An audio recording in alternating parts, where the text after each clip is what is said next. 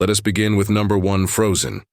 By choices. Frozen by choices. Ever spent 45 minutes scrolling through Netflix without watching anything, or stood in the cereal aisle so long that security started giving you weird looks?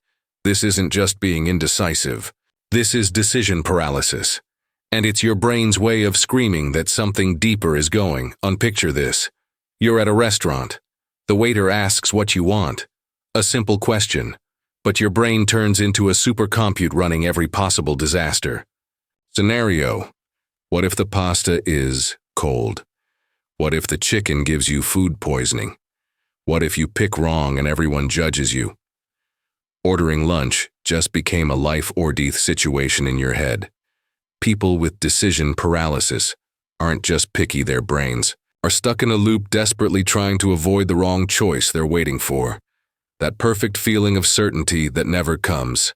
So they freeze. Sometimes 4 hours, sometimes for days. Sometimes they just let other people decide everything for them. This isn't limited to small stuff like what socks to wear. It bleeds into everything. Career moves get postponed indefinitely. Relationships stay in limbo. People stay in apartments they hate because looking for a new place means making choices. The brain's fear response gets so messed up that picking a sandwich becomes as stressful as defusing a bomb. Nearly 20% of adults deal with anxiety disorders that can cause this. That's 1 in 5 people whose brains turn everyday choices into mental torture. Chambers, the what-if game, never stops. Your mind becomes your own worst enemy, trapping you in endless loops of possibilities.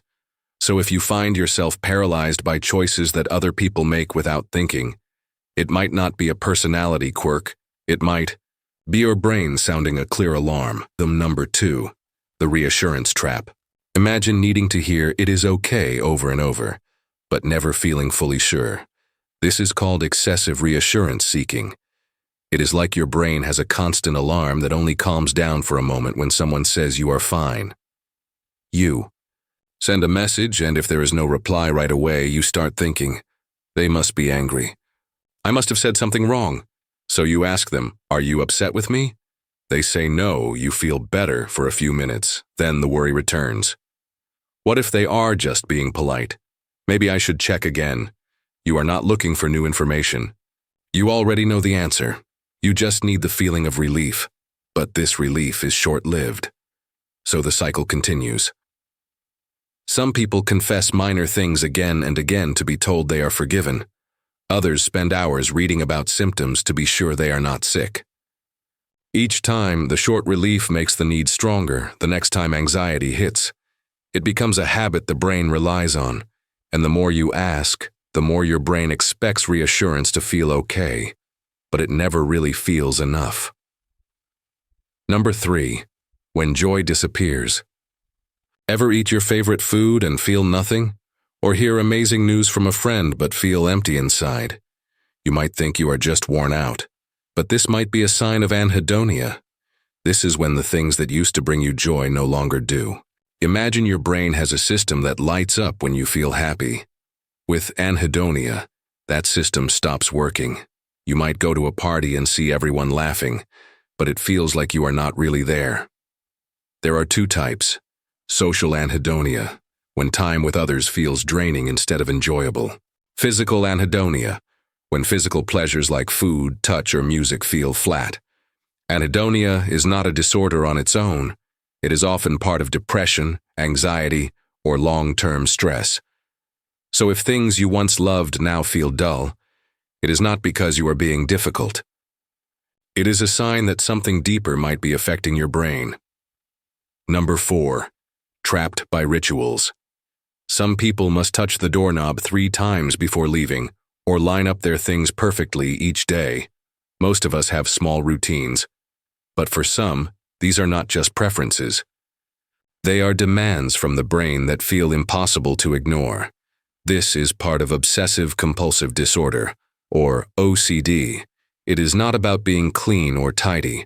It is about trying to avoid disaster by following certain rules. The brain believes that unless you follow the ritual, something awful will happen.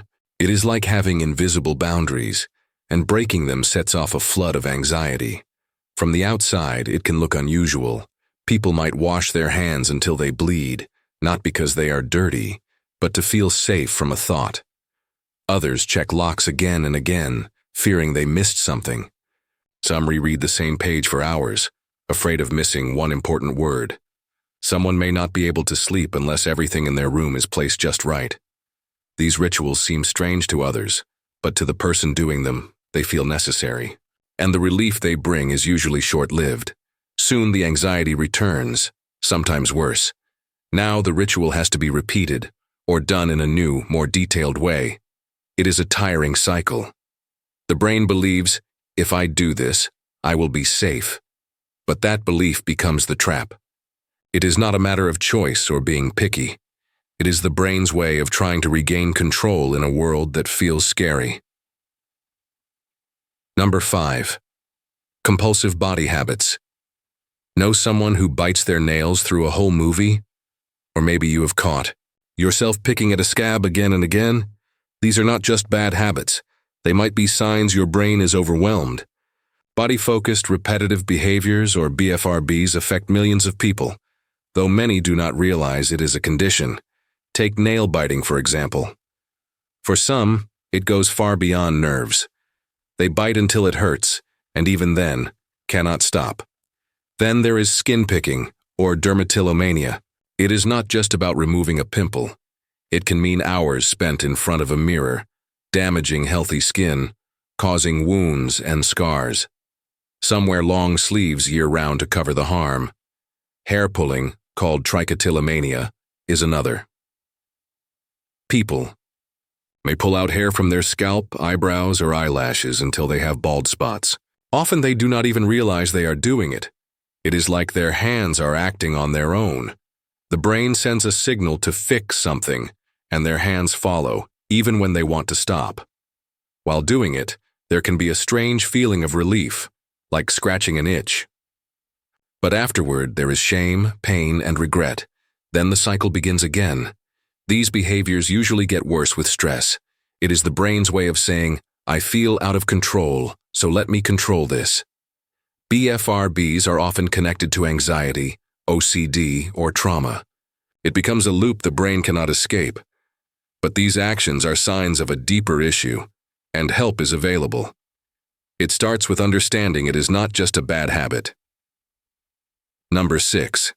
Rejection panic button.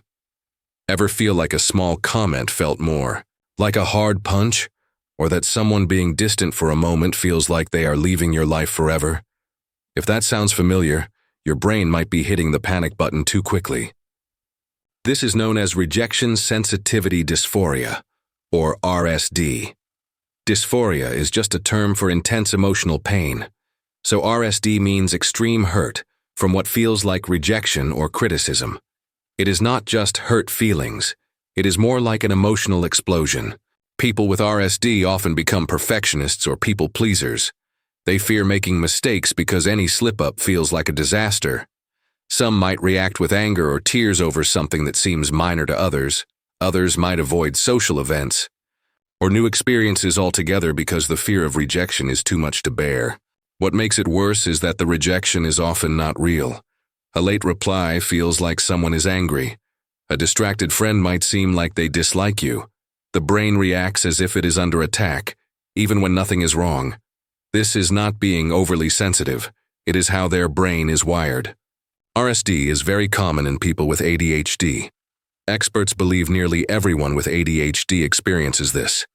It can lead to choices like quitting a great job after receiving a single piece of feedback, or always fearing your partner will leave.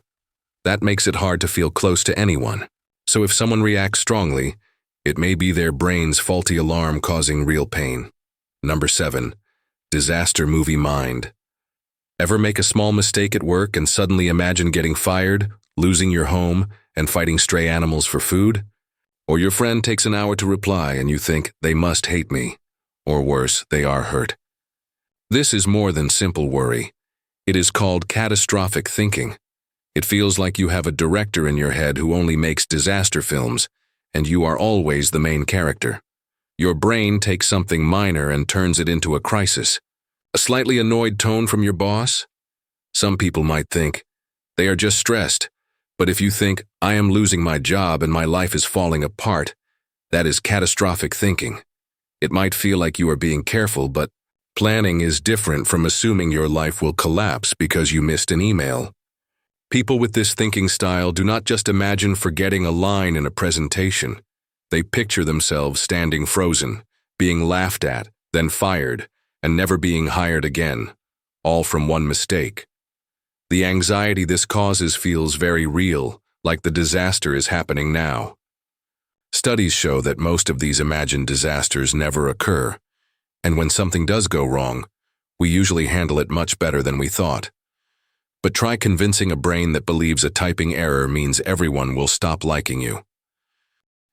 That's all for today. I'll be making similar videos in the future.